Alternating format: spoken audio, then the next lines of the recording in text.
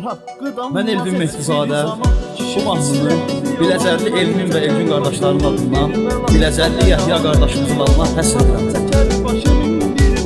Böyük Allahdan ümid var, yetəcəkdir sənə dadə. Səbr elə azadlıq üçün verər Allah da iradə. Dustaq olmaq asan deyil, edəcək qədər ifadə. Çəkər azadlıq əsrətin, çölə həsrətli olanlar. Çəkər azadlıq əsrətin, çölə həsrətli olanlar. Haqqı danmaz heç bir zaman, kişi xislətli olanlar. Çəkər başı min bir bəla, çox ədalətli olanlar. Çəkər başı min bir bəla, çox ədalətli olanlar.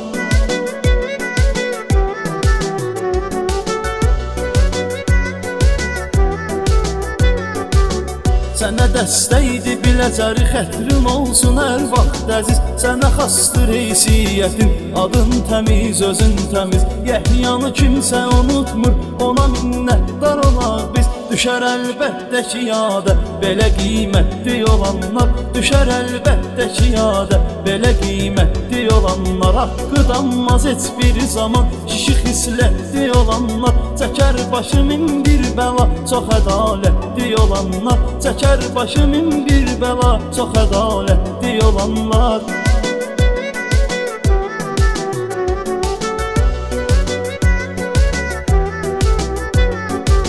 Yazmışam mən bu nəğməni Elmin Elgünün adından. Yəhyanı unutmayıbdı, dostlar atmayıb yadından. Nə cür narazı qalım mən bu cür vətən övladından. Vətənin qeydinə qaldı bu cür əziyyətli olanlar. Vətənin qeydinə qaldı bu cür əziyyətli olanlar. Haqqı danmaz heç bir zaman, kişi xislətli olanlar. Çəkər başı min bir bəla, çox ədalətli olanlar. Çəkər başı min bir bəla, çox ədalətli olanlar.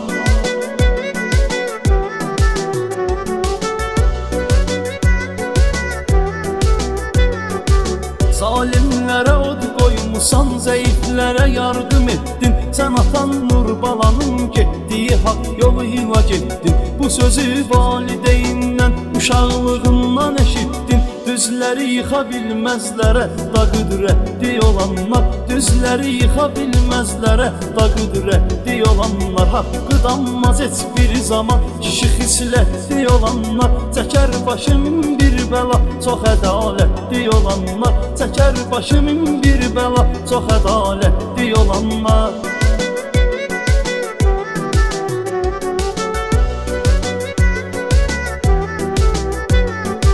Haqqı danmaz heç bir zaman, kişi xislətli olanlar. Çəkər başı min bir bəla, çox ədalətli olanlar. Çəkər başı min bir bəla, çox ədalətli olanlar.